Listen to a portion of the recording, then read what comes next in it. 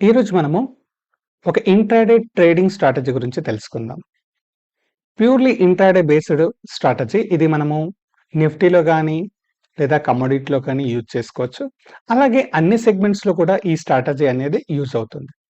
And ఈ strategy వచ్చేసి మనకి స్వింగ్ పైన ఆధారపడి ఉంటుంది.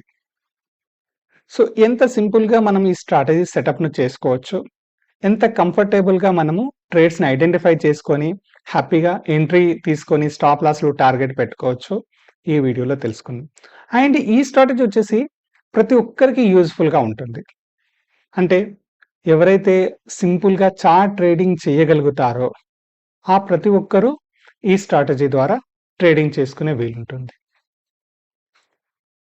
ఇంత సింపుల్ స్ట్రాటజీలో కూడా మనకి అక్యురసీ చాలా హెవీగా ఉంటుంది. తక్కువ పాయింట్స్‌లో నేను ఎగ్జిట్ అవ్వాలి. తక్కువ ప్రాఫిట్‌లో నేను ఎగ్జిట్ అవ్వాలి. ఇలాంటి వాళ్ళకి కూడా ఈ స్ట్రాటజీ చాలా సూపర్బ్‌గా ఉంటుంది. అండ్ ఫ్రాక్షన్ ఆఫ్ సెకండ్‌లో మనం ట్రేడ్ ఎంట్రీ తీసుకొని అండ్ ఫ్రాక్షన్ ఆఫ్ సెకండ్‌లో ఎగ్జిట్ కావాల్సిన అవసరం ఏం లేదు. అండ్ కంఫర్టబుల్‌గా సెటప్ ప్లాన్ చేసేసుకొని మనం లిమిట్ ఆర్డర్ పెట్టుకొని వదిలేసుకున్నా కానీ మనకు ట్రేడింగ్ అనేది జరుగుతుంది. అండ్ ఈ స్ట్రాటజీలో రిస్క్ రివార్డ్ చాలా తక్కువగా ఉంటుంది.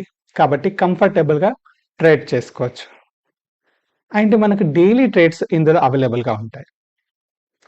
ప్యూర్‌లీ ఈ స్ట్రాటజీ వచ్చేసి ఎటువంటి ఇండికేటర్ లేకుండానే ప్లాన్ చేసాం. అండ్ ఈ స్ట్రాటజీలో మనము ప్యూర్‌లీ స్వింగ్‌ని ఐడెంటిఫై చేసుకొని, స్వింగ్ ద్వారా మనం ఆప్షన్స్‌లో, కమోడిటీలో ఎందులో అయినా గానీ ట్రేడింగ్ చేసుకోవడానికి వీలుంటుంది. సో, ఇంత సింపుల్ స్ట్రాటజీ అనేది మనకి ఎంత యూజ్‌ఫుల్‌గా ఉంటుందంటే రెగ్యులర్ బేస్‌లో రెగ్యులర్ ట్రేడ్స్ వస్తాయి కాబట్టి, ఇది అంత ఈజీగా మనం ఐడెంటిఫై చేసుకోవచ్చు. మనం ఎంత ప్రాక్టీస్ చేసినా మనకు అన్ని ట్రేడ్స్ ఇందులో ఐడెంటిఫై కావడానికి ఛాన్సెస్ ఉంటుంది.